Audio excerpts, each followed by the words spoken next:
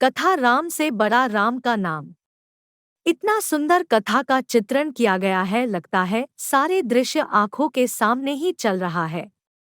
पुराणों में इस कथा का उल्लेख है कि अश्वमेध यज्ञ के पूर्ण होने के पश्चात श्री राम ने एक बड़ी सभा का आयोजन किया। सभी राजाओं को उसमें आमंत्रित किया गया। सभा में आए नारद जी के भड़काने पर एक राजा ने भरी सभा में ऋषि विश्वामित्र को छोड़कर सभी को प्रणाम किया। ऋषि विश्वामित्र गुस्से से भर उठे और उन्होंने राम से कहा कि अगर सूर्यास्त से पहले श्री राम ने उक्त राजा को मृत्यु दंड नहीं दिया तो वो राम को शाप दे देंगे। श्राप के भयभीत होकर श्री राम ने उस राजा को सूर्यास्त से पहले मारने का प्रण ले लिया। श्री राम के प्राण की खबर पाते ही राजा भागा भागा हनुमान जी की माता अंजनी के पास गया और पूरी बात बताए बिना उनसे प्राण रक्षा का वचन मांगा। माता अंजनी ने हनुमान जी को राजा की जान बचाने का आदेश दिया। हनुमान जी ने श्री राम की कसम खाकर कहा कि कोई भी राजा का बाल भी बांका नहीं कर पाएगा। लेकिन जब राजा ने बताया कि श्री राम ने ही उन्हें मारने का प्रण किया है, तो हनुमान धर्म संकट में फंस गए। हनुमान के सामने धर्म संकट खड़ा हो गया कि वो राजा के प्राण कैसे बचाएं। अगर राजा को मौत मिलती है तो माता का दिया हुआ वचन पूरा नहीं हो पाएगा, अगर राजा को बचाया तो श्री राम का प्रण पूरा नहीं हो पाएगा और उन्हें शाप मिलेगा। उलझन में फंसे हनुमान जी को एक युक्ति सूझी। हनुमान जी ने राजा से सरयू तट पर जाकर राम नाम जपने के लिए कहा। हनुमान जी खुद सूक्ष्म रूप में राजा के पीछे छिप गए।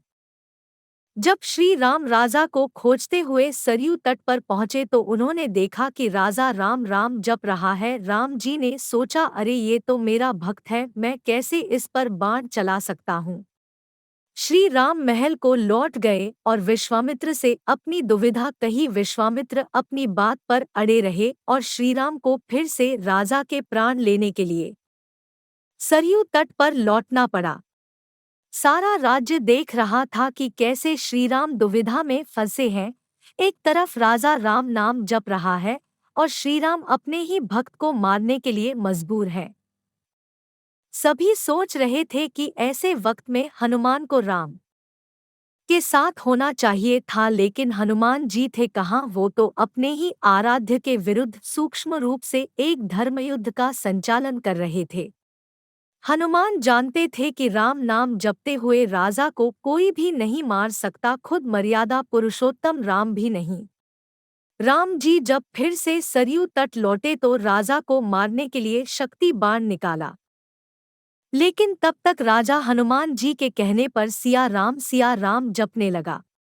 राम जानते थे कि सिया राम जपने वाले पर शक्तिबाण असर नहीं करता, वो बेबस हो गए और महल को लौट पड़े। उधर विश्वामित्र उन्हें लौटा देखकर शाप देने को उतारू हो गए और राम को फिर सरयू तट पर जाना पड़ा।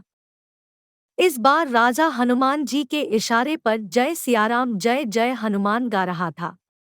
राम ने सोचा कि मेरे नाम के साथ साथ ये राजा शक्ति और भक्ति की जय बोल रहा है, ऐसे में मेरा कोई अस्त्र इसे मार नहीं पाएगा। इस संकट को देखकर श्रीराम को मूर्छा आने लगी तो अयोध्या के साधु संतों में खलबली मच गई। तब ऋषि वशिष्ठ ने ऋषि विश्वामित्र को सलाह दी कि राम को इस तरह संकट में नहीं डालना चाहिए।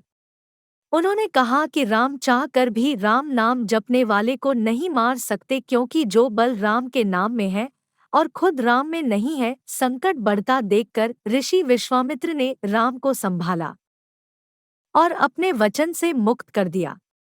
मामला संभलते देखकर राजा के पीछे छिपे हनुमान वापस अपने रूप में आ गए और श्रीराम को प्रणाम किया। तब श्रीराम ने कहा कि हनुमान ने इस प्रसंग से साबित किया है कि भक्त की शक्ति हमेशा आराध्य की ताकत बनी है और सच्चा भक्त हमेशा भगवान से बड़ा ही रहेगा।